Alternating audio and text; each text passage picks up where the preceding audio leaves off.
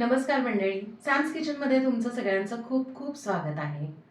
मंडळी, उपवासाच्या व्यतिरिक्त आपण आहे ना बऱ्याच वेळा मिरची फ्राय करतो बरं का.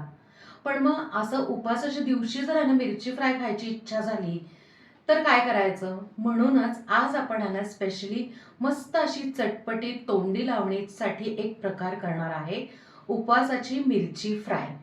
ती पण आपण कुठली मिरची वापरली आहे त्यासाठी तुम्हाला पूर्ण व्हिडिओ बघावा लागेल. 3, 2, 1. उपवास स्पेशल सिमला मिरची फ्रायसाठी आपल्याला इकडे ना हातपाव सिमला मिरची लागणार आहे. बरं, घेताना ना अगदी छोट्या छोट्याशा शक्यतो घ्यायच्या, म्हणजे काय आहे ना की स्टफ करून छान फ्राय करू शकतोय आपण.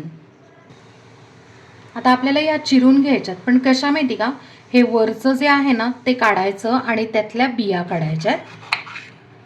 हे बघा, हे असं केलं की सुरीने असं फक्त हलकं केलं ना की त्या बिया छान निघतात आणि मस्तपैकी असं खड्डा म्हणजे अशी वाटी तयार होते. बाकीच्या पण मिरच्या आपण आहे ना अशाच चिरून घेऊयात.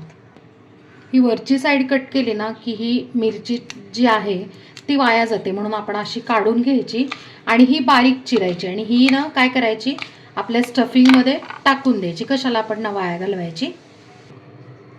सगळ्या ढोबळी मिरच्या आपण आहे ना अशा पद्धतीने ना चिरून घेतलेल्या आहेत. स्टफिंगसाठी आपल्याला एक ठेचा लागणार आहे. मी इकडे छोटा मिक्सर घेतला आहे, त्यात ना अर्धी वाटी कोथिंबीर, 2-3 आल्याचे तुकडे, 2-3 हिरव्या मिरच्या किंवा तुम्हाला केवढं कमी जास्त पाहिजे त्या पद्धतीने ठेचा वाटून घेऊया.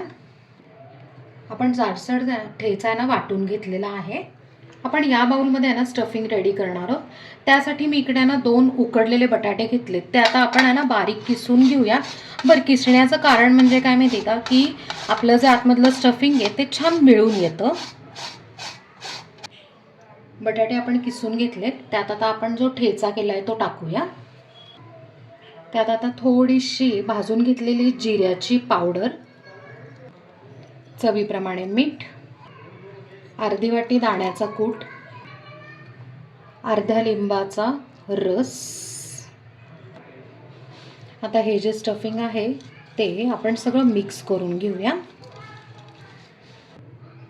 आपलं स्टफिंग तयार आहे. आपण नुकतंच ना स्टफिंग रेडी केलं होतं, त्यात ना हे जे बारीक चिरलेल्या ढोबळी मिरची ज्या आहेत त्या याच्यात मिक्स केलेल्या आहेत. आता हे स्टफिंग आहे ना सगळं या मिरचीमध्ये छानपैकी असं प्रेस करून भरायचं, म्हणजे काय होतं, फ्राय करताना अजिबात बाहेर येत नाही. अशा पद्धतीने स्टफ केलं ना की असं हाताने छान दाबायचं. बाकीच्या मिरच्या पण आपण स्टफ करून घेऊया. सगळ्या मिरच्यांमध्ये आपण स्टफिंग भरून घेतलेलं आहे. आता आपण फ्राय करायला घेऊया. मिरची फ्राय करण्यासाठी ना इकडे एका पॅनमध्ये मी शेंगदाण्याचं तेल टाकलेलं आहे. ह्याच्याऐवजी तुम्ही तूपसुद्धा टाकू शकता. अर्धे चमचे जिरे. आता जिरे फुलले की या मिरच्या सगळ्या या तेलात टाकून घ्यायच्या. आता ना चिमूटभर मीठ ह्याच्यावर घालून घ्यायचं, कारण आपण स्टफिंगमध्ये मीठ टाकले पण मिरच्यांना नाही आहे. आता आपण याच्यावर झाकण ठेवू आणि लो फ्लेमवर यांना उलटून पालटून आहे ना छानपैकी ना शिजवून घ्यायचं. 2-3 मिनटं झाले, आपण चेक करूया. मध्ये ना मी 1-2दा झाकण काढून आहे ना दुसऱ्या साईडने पण छान असं फ्राय केलेल्या होत्या. आणि आपल्या ना उपवासाची मिरची फ्राय तयार आहे.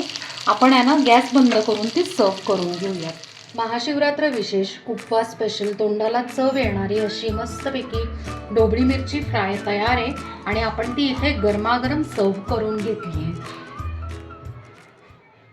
तर फ्रेंड्स, व्हिडिओ बघितल्यावर ना तुम्हाला लक्षात आलंच असेल की आपण आहे ना सिमला मिरची फ्राय केलेलं आहे, ते पण आपण स्टफ केलेलं आहे. त्यामुळे छान पोटभरीचं पण आहे, चटपटीत पण आहे.